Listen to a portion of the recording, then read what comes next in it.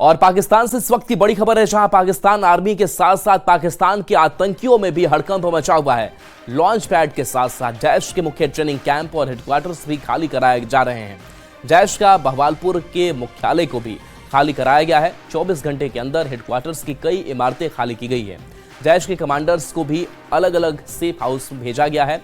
खैबर पख्तूनवा और पीओके से भी ट्रेनिंग कैंप खाली किए गए हैं।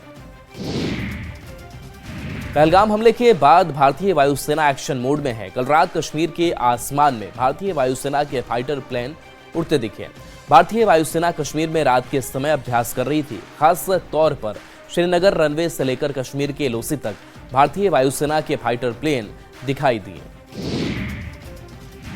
पहलगाम में आतंकी हमले के बाद जम्मू कश्मीर में सुरक्षा बलों का ऑपरेशन लगातार जारी है। इसी कड़ी में सुरक्षा बलों ने पुलवामा में बड़ी कार्रवाई की है और आतंकवादी आदिल शेख के घर को मिट्टी में मिला दिया है। खबर है कि आतंकी आदिल शेख हमले में भी शामिल था।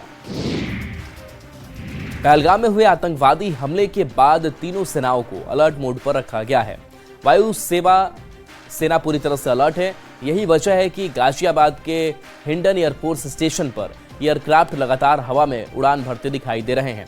चॉपर लगातार पैनी निगरानी बनाए हुए हैं। और बड़ी खबर रक्सौल से, इस बीच जहां अमेरिकी नागरिक के इटान बिन गिरफ्तार किया गया है। अवैध तरीके से भारत में ये रह रहा था।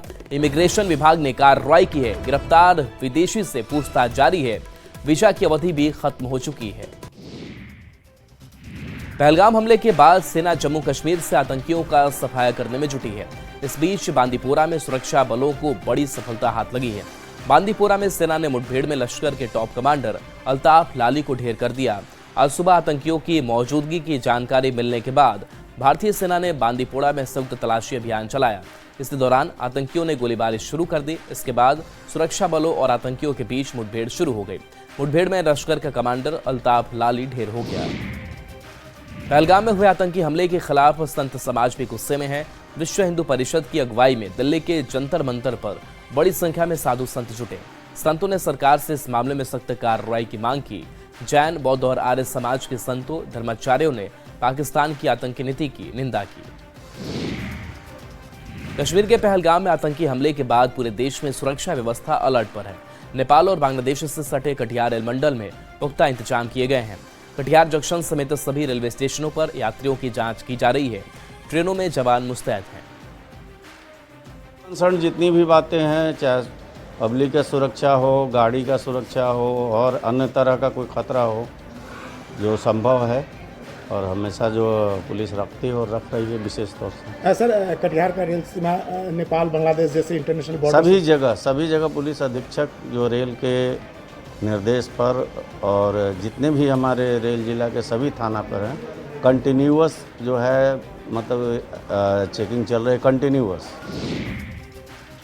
किशनगंज रेलवे स्टेशन पर डॉग स्क्वाड और स्कैनर मशीन लगा दी गई है। बांग्लादेश और नेपाल से सटा होने के कारण यह काफी संवेदनशील रेलवे स्टेशन है।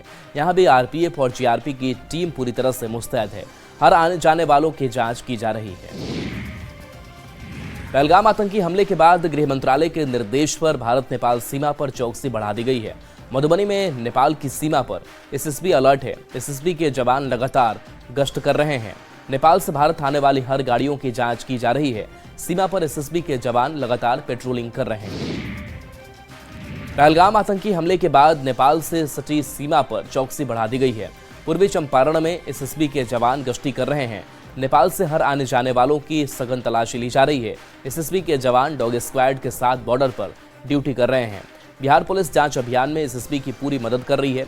आतंकी हमले के बाद बिहार में भी अलर्ट जारी है। नवादा में छात्राओं ने आक्रोश मार्च निकाला। छात्राओं का कहना है कि पहलगाम में आतंकियों ने कायराना हरकत की और आतंकियों को इसका करारा जवाब मिलना चाहिए। छात्राओं ने सरकार से आतंकियों पर कड़ी कार्रवाई की मांग की। वारसलीगंज के चंदन सिंह चौक पर छात्राओं ने आतंकी हमले में मारे गए लोगों की आत्मा की शांति के लिए 2 मिनट का मौन रखा। पाकिस्तान के लोगों को मैं मुंह तोड़ जवाब देती कि देखो हम हिंदुस्तानियों में कितना दम है। हिंदुस्तानी से पंगा लेने का क्या इंजाम होता है। और आज इन्होंने एक बार हम लोग को ऐसा नहीं, बार बार किया है। इसका बदला हम लोग उसके घर में घुस कर उसको मारे।